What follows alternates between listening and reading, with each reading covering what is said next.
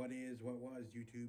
Zeo King Silver here with the very first episode of what I like to call Tokusatsu Talking, where I review and talk about different Tokusatsu series and other things to do with them. This first episode will be about Gokaiger. Also, please be gentle with me as this will be my first time I'm doing this kind of thing, but I hope you all enjoy it. With that all said and done, let's start with the episode, shall we? The Gokaiger is a group of space pirates and also the first pirate-themed Super Sentai series. Starting out with 5, but they're on getting a 6th member.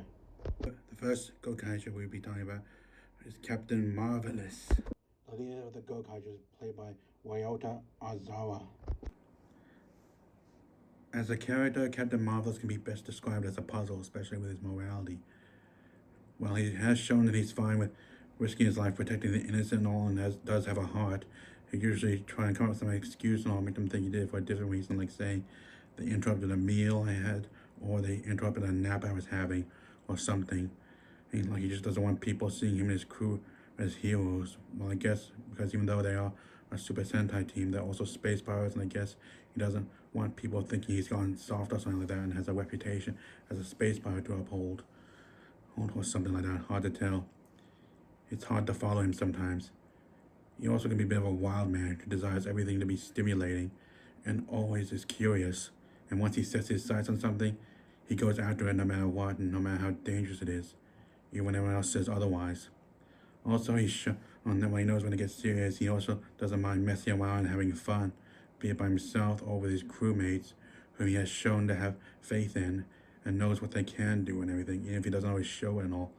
Oh, he does view them as friends and would gladly come to their rescue if need be, but also knows that they can take care of themselves. Also, there's a fair bit of his past, which we'll talk about a bit later on down the road as we get to some other characters. Before becoming leader of the Gokaigers, Marvelous was a member of a group of space pirates called the Red Pirates that were led by Aka Red. As for the other members, we'll get to them in a bit. But right now, let's continue with what we're doing now, shall we? It's also revealed that when Marvelous was a boy, he met Space Sheriff Gavan, who saved him as a kid. Also, before I forget, Marvelous's main goal for coming to Earth was to find the greatest treasure in the universe, which apparently is like the Super Sentai equivalent of One Piece.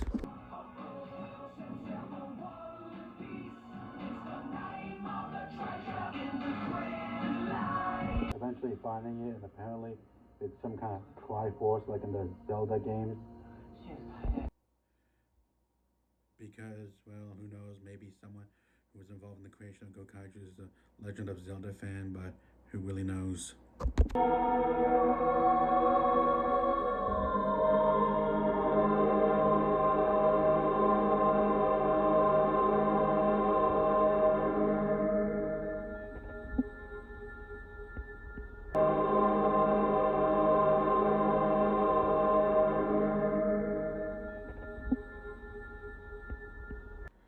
I would say a little bit more, but that would go way too much in the spoiler turf. Anyway, let's get on with our next Gokaiger, shall we? Our next Gokaiger is Joe Gibkin, played by Yuki Yamada. Were this One Piece, he'd pretty much be like the Zoro of the group.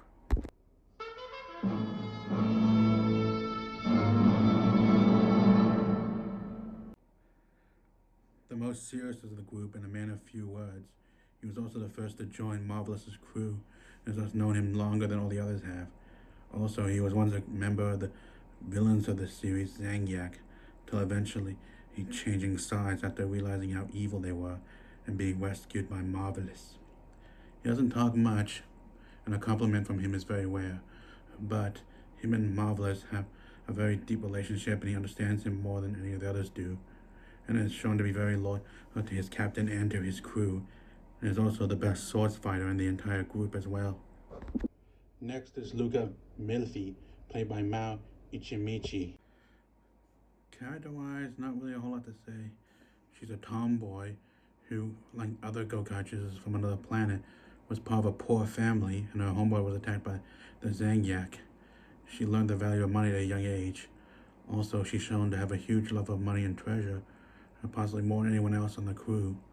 Also, she's shown to be one of the best sharpshooters, if not the best sharpshooter in the Gokaigers. Also, she has a vast collection of valuable jewels, which, much to her dismay, the others often take in exchange for currency for things like food. And sometimes she gets so caught up with treasure and all that she sometimes forgets what they're doing, which leads to her and others getting in trouble. Well, and I guess one way of putting it is like she's like Nami from One Piece. Next is Don Dugala, played by Kazuki Shimizu. At first glance, he might not look like much, but character-wise, there's actually a fair bit about Don to talk about. Originally, he was working on a distant planet, running a repair business, before meeting the other Gokaigers and becoming the fourth member to join after Luca. And when he joined, he became the crew's medic and mechanic, the one who fixes and repairs all the weapons and technology, and also patches up the other Gokaigers when they get injured. Also, he's the one who takes care of all the household chores such as cooking and cleaning, mostly cooking since the others aren't really that much use in the kitchen. And as a fighter, he's, well, the weakest of the crew. Not really that courageous either, usually hiding behind either Joe or Luca, usually earning him some abuse from Luca. A lot of abuse, actually. Though he can hold his own in a fight, he'd much rather avoid fighting altogether and usually tries to talk the others out of it, usually being ignored. And is also often the butt of many jokes. Many jokes. I tell you, he suffers so much. And other than that, not really a whole lot else to talk about his character without going into too much spoilers. But compared to some of the others, really not much about his past gets said, which is something I often find disliking a lot about Gokaigers because, well, some of the characters have a fair bit about their past gets revealed, others, well, no. Anyway, let's move on to the next Gokaiger, shall we? The fifth to join the team is Ahim De Family, played by Yui Koki. Character-wise, there's not really that much to talk about her when compared to some of the others. Like, the only thing we learn about her past is that, like the others, she's from another planet, and she's from a royal family who ruled over her homeworld until their planet was attacked by the Zenyak because her family refused to submit to their rule, and her whole family was wiped out save for her. She somehow survived, and eventually, sometime after that, met and joined the other Gokaigers. She's also shown to be the kindest and sweetest of the group, and often wants to go around looking for people to help and all. Is often the first one to offer aid when others need it, which often gets on the nerves of most of her teammates, who often would rather do other things. She's also shown that she can hold her own in a fight, and she's also shown that she's a big lover of tea. And not really much episodes focus on her or what she does and all, save for one episode where she finally got a chance to get even with the one responsible for destroying her homeworld. Aside from that, not really much else to talk about her. I mean, she's nice and all, but I found her to be a little boring when compared to some of the others. But that's just me. The sixth member to join the team is Guy Ikari, played by Junya Ikeda. As a character, Guy's most defining feature is his encyclopedic knowledge of Super Sentai who came before his team. He's like the ultimate Super Sentai fanboy, knowing pretty much everything there is to know about Super Sentai that came before him and his team, and also able to recognize them instantly when he sees any of them. He also fanboys out when he meets them as well. He's also the only one who can understand Navi's riddles, whom we'll get to later on.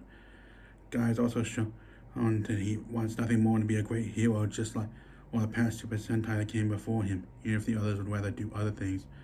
He's like search for treasure and whatnot. Guy is always eager to defend his homeworld, the Earth. Thus, he's also the only Earthling on the team, whereas the others are all from different planets. He's also shown that he's more incapable of holding his own in a fight. It's just as skillful as most of the others are.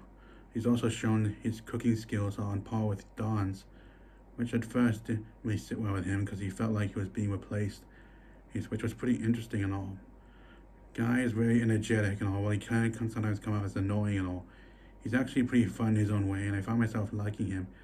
And though sometimes he could be a little over dramatic and whatnot, but still, I couldn't help but like him.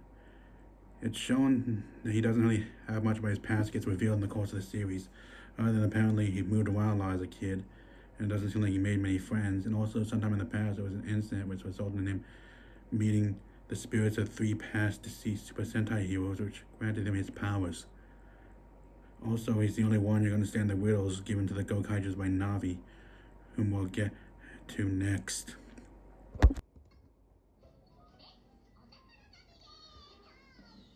The only recurring ally of the Gokaigers is Navi, the robotic parrot. Character-wise, not really a whole lot to say about Navi, other than that Navi used to belong to Aqua Red, and whether Aqua Red made Navi or found Navi was never stated.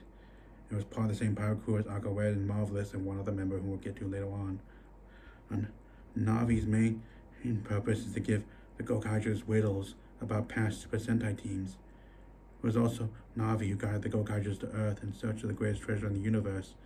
Originally, the Gokaigers had no idea how to interpret Navi's riddles until Guy arrived. Thanks to his encyclopedic knowledge of past Super Sentai teams, he was able to deduce Navi's riddles perfectly. And well, not really a whole lot else to say about Navi, not without going into spoiler turf. Anyway, let's say we got the next part of our review. Their weapons. First is the Gokai gun, which is one of the only two weapons the Gokaigers have. It resembles a traditional pirate flintlock and is used for long-range attacks, as one of the only two weapons the main 5 Gokaigers have at their disposal. Next is the Gokai Saber, the Gokaiger's second side weapon. The Gokai Saber more or less is a high-tech cutlass, whereas the Gokai gun is a high-tech flintlock. Whereas the Gokai gun is used for primary long-range attacks, the Gokai Saber is used primarily for close-range attacks. Each of the first 5 Gokaigers wields one Gokai gun and one Gokai Saber, though some often swap one weapon with the other, preferring to use 2 of them instead of just one each. Other than that, not really most of the weapons they have are provided by the Ranger keys, which we'll get to later on. The Gokai gun and Gokai Saber are the primary weapons of the original 5 Gokaigers. Next is Guy Yukari's weapon, the Gokai Spear, which is essentially a high-tech trident with 3 forms. Guy is pretty much the only Gokaiger with an individual weapon. In its basic form, the Gokai Spear resembles a high-tech trident, but it also can switch into 2 other forms, such as Anchor Mode, where it changes to resemble somewhat of an anchor, and its Gun Mode, which is used for long-range combat. I actually found myself liking this one a whole lot, as I wish the other Gokaigers each had their own individual weapons, but for a reason, and they each primarily rely on their sidearms, though they do have one other weapon to talk about. Their final weapon, the Gokai Galleon Buster, the team's cannon, developed by Dawn. The Gokai Galleon Buster resembles the Gokai Galleon, one of the Gokaigers' mecha, as well as their base operation. And as Guy pointed out, it's similar to the Ole Bazooka used by the O-Ranger. It was developed by Dawn when they realized they needed more power. It's also the final original weapon they gained, one that wasn't given to them by any past Super Sentai teams.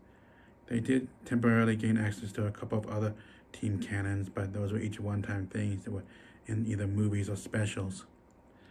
Unlike most other team cannons, it requires at least 5 of the Gokaigers to handle. 4 of them hold it up, while the 5th one pulls the trigger. And it's powered by any 5 Ranger keys, which we'll get to real soon. Also, before I forget, I keep forgetting to mention who the Rangers' colors are. Marvelous is red, Joe is blue, Dawn is green, Luca is yellow, Ahim is pink, and Guy is silver. Next, we talk about the henshin devices. The main Gokaiger's henshin devices are the Mobilex. It more or less just resembles a flipped cell phone, and functions also as a communication device, as well as to transform as well. Other than that, not really a whole lot else to say about it. I mean, it doesn't really serve any purpose save for transformation and communication. And Guy's henshin device is a Gokai Cellular. Like the henshin devices of other 6 Rangers, Guy's is different from the other Rangers' henshin devices. Thus, he's the only one with his own individual transformation device, which is different from all the others. Next, we move on to the Gokaiger's source of power, their Ranger keys. The source of the Gokaiger's powers is the Ranger keys, which contain the powers of all Super Sentai teams before them. Each of the Gokaigers has their own individual Ranger key, and they also have access to Ranger keys containing the powers of all their predecessors, both Rangers as well as extra heroes, and also extra Rangers as well, all at their command. Some of them each prefer using certain Ranger keys, with Guy preferring to use the Ranger keys of all the 6th Rangers and others similar to them. As stated, Guy got his key transmission device from 3 past deceased Super Sentai heroes. Guy is also the only member of his team with his own personal powered up mode.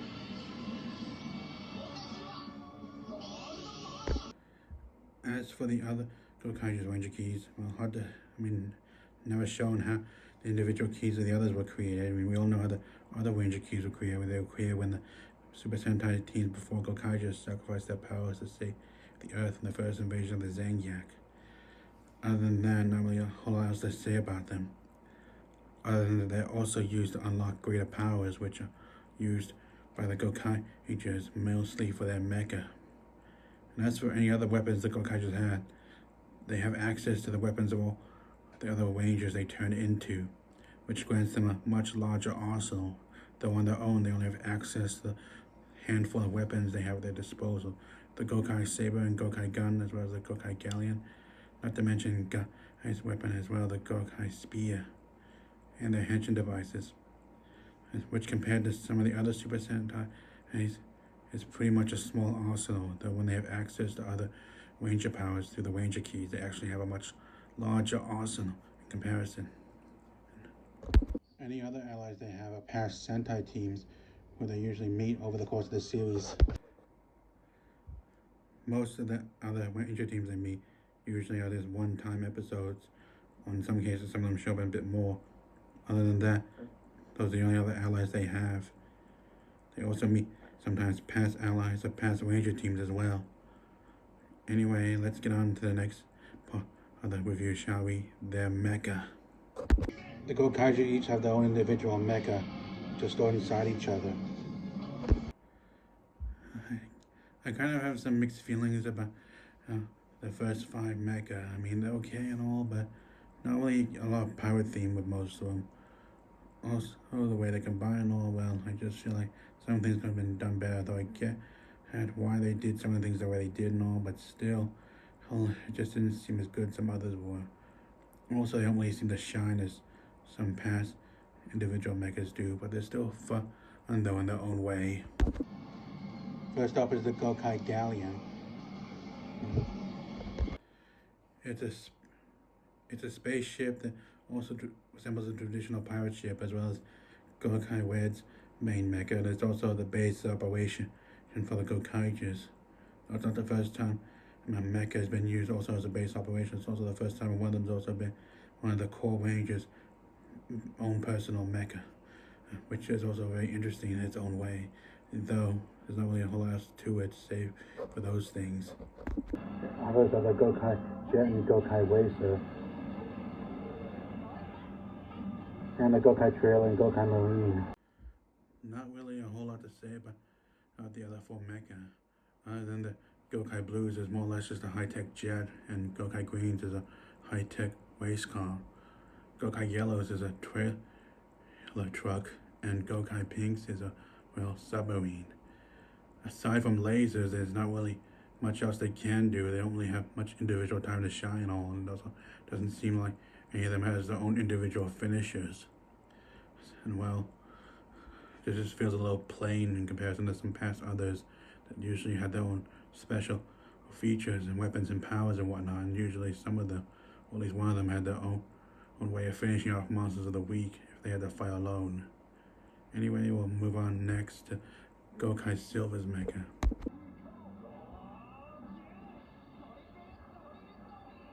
Gokai Silver's mecha is Go Shujin. I found Guy's mecha to be the most interesting, not just because of the design, but also because it has 3 individual transformations, such as its ship mode, which can be used for flight as well as for time travel.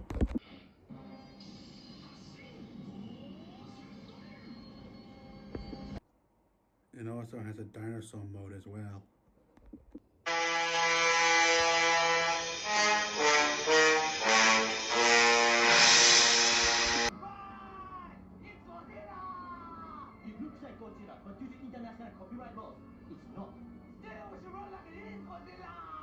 Though it isn't. And like most other Sixth Ranger mecha, it has its own robot mode to fight alone. From the minds of mortal men, the mightiest of machines. And before I forget, let's not forget the mecha created by the original 5 Gokaigers, Gokaiger, which to me kind of looks like Voltron with the way it transforms and combines.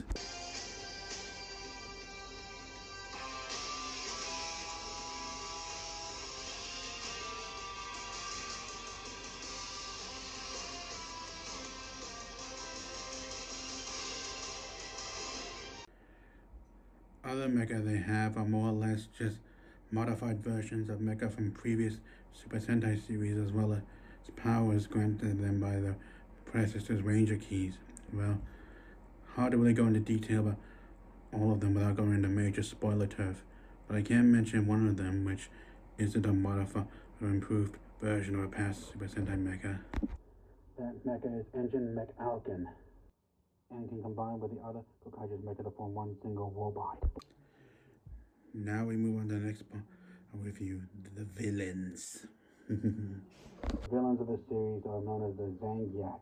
When they first arrived, they're led by War Skill. As a character, I didn't really find that interesting. His design wasn't really that impressive either. He was more or less just a whiny, spoiled, oversized child who expected things to go his way, and usually he just messed things up and blamed others for his own mistakes. Also, when he was shown to have daddy issues, just wanted to impress his old man, which is something many of us can relate to. Usually only to fail miserably, and often feeling like everyone else was looking down on him. And as for power-wise, well, he wasn't really shown doing much, except in one of the movies where he was revived. He was shown to be able to fire eye beams, but aside from that, nothing else. He wasn't shown to have any combat skills or anything like that, just relying on others to do the fighting for him. So as a main villain, he was one of the least impressive of them all. Next is Chief of Staff Damaris, a more impressive villain. As a villain, he was actually a real threat compared to War Skill, also more competent as well. He was also an effective warrior and strategist, and also wasn't afraid to let War Skill know if he thought his plans weren't perfect, and questioned his orders if he felt like it needed to be done. He also showed he wasn't afraid to go behind his back if he felt it was necessary for the invasion of Earth to succeed, though at his core he was loyal to the Empire and would never betray them, and often found himself frustrated with the prince's incompetence and the fact that even when he offered good advice and all, War Skill would usually ignore it and start complaining and acting as if he knew everything, much to War Skill's frustration. Though as a loyal soldier, he stayed by his side, as what the Emperor, whom we'll talk about later, wanted him to do. Next is Technical Officer Insan. Character-wise, really not much to say about her. I mean, other than that, she's a typical evil scientist of the group, always coming up with evil plans and all, inventing evil machines and weapons and whatnot, hoping they'll succeed, loving it when they do. Also, she's shown to know and be popular amongst many of the monsters of the week, some of them having relationships with them of some kind. Though usually she just stays behind in the villain's base, trying to come up with some kind of plan, or sometimes going out to help and all, but usually staying off the battlefield. And well, there are some episodes where she might actually do something and all, but we'll get to that later. Next is one of the more interesting villains, Special Duty Officer Berazorg. Character-wise, he's definitely one of the more interesting villains. I love his backstory and his story arc. It's revealed that Berazorg was once a man called Sid, completely organic, and also he knew Joe back when Joe was in the Zangiak. But eventually, Sid was turned into Berazorg, a cyborg, with his personality and stuff stripped away, and he was turned into a loyal bodyguard for War Skill, whom he's completely 100% loyal to. And while Berazorg no longer considers his past important and all, and considers his duty to protect War Skill to be the only thing that matters, and will do it no matter what, even if it means fighting his former friend Joe. He's also shown to be the only one that War Skill completely trusts and the only one he has a good relationship with. As everyone else, he feels like he's only there because of what his father said. But things are different between War Skill and Berazorg, as War Skill seems to possibly consider Berazorg to be the only person he can trust and call his friend. Our next villain is a dude called Daiwendo. Character-wise, not really that much to say about him. Except he's one of those cocky and arrogant villains who thinks that they can do anything and beat anyone and tends to get overconfident. Also, his name kind of sounds more like it should be something for a mecha than a villain. Kind of reminds me of the main mecha of the Die Rangers, but that's just me. I did kind of like his design though. I mean, also it was fun to watch fight and all. Also, he was shown to have these blades on his hands that can extend and stuff, kind of like Wolverine's claws do. Alright, you egg-sucking piece of gutter trash. You always liked pushing around people smaller than you. Yeah, so he could not exist. Every time I see him do thing with his claws, it reminds me of Wolverine. Next, we get to the leader, Emperor Agdaskill. The supreme ruler of the Zangak Empire, and the one who's conquered most of his universe and rules it with an iron fist. He's shown to be much more calming and cunning and also more capable than his son, but also shown that he treats his underlings far worse than his son did, having no respect for any of them and just seeing them as pawns for him to use as he sees fit, either dispose of when he feels like they're no longer necessary to keep around or have failed him one too many times. And if he didn't show much faith in his son at all, possibly just seeing him as an idiot and or screw up, he still loved his son, which may very well be the only redeeming quality he had. And he showed that he's not someone you want to mess with in a fight. He can hold his own against the Gokaigers, and he does so pretty well. And for the most part, he's mentioned and also is not really seen except when the series is more than half over in a flashback. Then a few episodes later shows up in the flesh for real, coming to take over after the death of his son at the hands of the Gokaigers. The foot soldiers are called the Gorman Sailors. Not really much to say about them, except they're just simple grunts. Character-wise, there's not really a lot to say about them.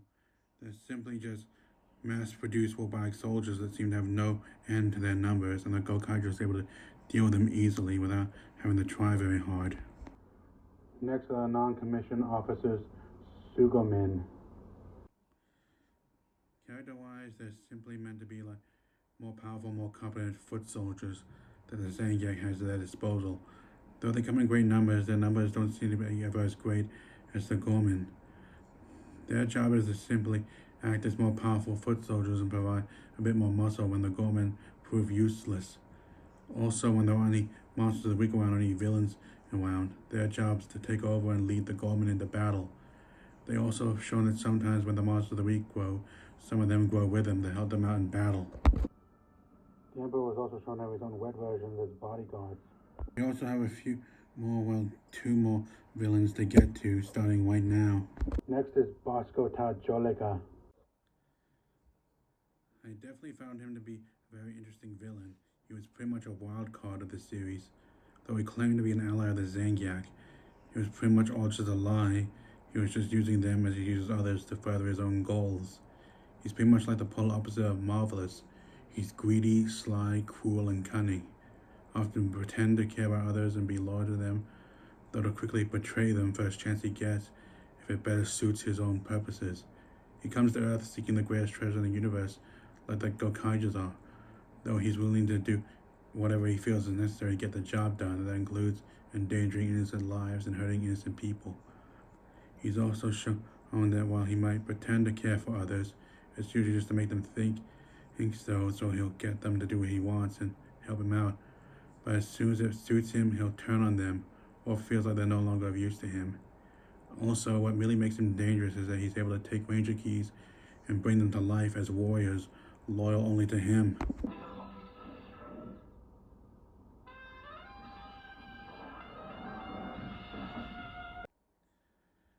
That, combined with his other abilities, made him one of the Gokaiger's most dangerous enemies ever. His only companion is his space monkey, Sally. Not really a whole lot to say about Sally's character. Some things that could be said would delve in the spoiler turf, so I can't really go into much detail there. Sally is shown to behave no different than a regular monkey, though since Sally doesn't have a tail, I guess you could say Sally's more of an ape than a monkey, but is shown to be more than capable of holding their own against Gokaigers in a fight. Also, what makes Sally really dangerous is they're able to produce or at least hold inside them Bosco's own personal monsters of the week, which we'll get to after we're done on talking about the other monsters of the week used by the Zangief, which is the next subject, the monsters of the week. monsters of the week are mainly called action commanders, with a few monsters of the week actually being members of the Zangiak who are higher up, but are served similar to monsters of the week due to the fact that they showed up for one episode then were killed. And unlike past Super Sentai series who followed some kind of theme or two, the monsters in Gokaiger didn't seem to follow any theme whatsoever. Some didn't even look like they were based on anything. Some of them looked like they might be based on some kind of inanimate object or something from a movie or an animal or something. And some of them were actually costumes from previous Super Sentai series. These being reused as characters who apparently were the offspring of villains defeated by past Super Sentai series heroes. Other than that, well, not really a whole lot to say, except for maybe there were a few that I actually did like. Others I thought maybe could have been better. They were made giant by two giant lasers created by Insan. They could also revive them when killed. Not really that original way to make them grow, but hey, what can you do? But it kind of reminded me of how they grew the monsters in Power Rangers in space. Fire the satellasers! The first one I'm talking about is Bua Mudo. I just really like the design of this monster. I still know what it is, but some of his design I just really like. And well, I also like how he uses those guns of his to fight in battle. I just find it really amusing to watch. I'm not sure how the rest of you feel, but that's just me. Another favorite of mine is Uo William. Again, not really sure why, but I just found myself really liking this monster. I guess I just really enjoy the skeleton theme he had. Another favorite of mine is Shieldion, another monster whose design I just can't help but love. I just really found him to be one of the more interesting looking monsters of the week, and also one of the few actually had something special about them, such as these two shields on his arms that could go together as one. Also, he's the first monster that they used the Gokai Galleon Buster on, which also made the episode he showed up in much more interesting as well. Next is Sundao Jr. and Satu Wakua Jr. As I stated earlier, some action commanders were the offspring of Super Sentai villains from past series, with these two, as you guessed, being the offspring of two of the villains from Hurricaneger, with the costumes of their fathers being reused. They also had the voice actors return to voice the sons as well, which I found to be even more interesting as well. And next we get on to the second group of monsters of the series. They are the giant battle Presido life forms, which are stored inside of Sally and used by Bosco. Unlike the action commanders, which actually had personalities and other things, these monsters of the week, however, were more or less just mindless beasts who just did what they were told. Usually summoned towards the end of the episode when Bosco's plans failed due to the Gokaiger's interference, or he hoped to get rid of them, or when he needed a distraction while he went off and did something else. They're also kind of like Bosco's crew, though we don't really get to see any of them, at least until towards the end. And of each episode they showed up in. Well, not really a whole lot else to talk about, except for maybe the movies, but I feel like there's just way too many and all. I feel like I wouldn't be able to talk about them without going into too much spoiler. I hope you've all enjoyed the first episode of Tokusatsu talking, and I hope to do more in the future. And if there's anything you felt like I forgotten all, please mention in the comment section down below, though it's possible I didn't mention it due to it being too much of a spoiler. Well, hope to see you all again next time. See you real soon, everyone.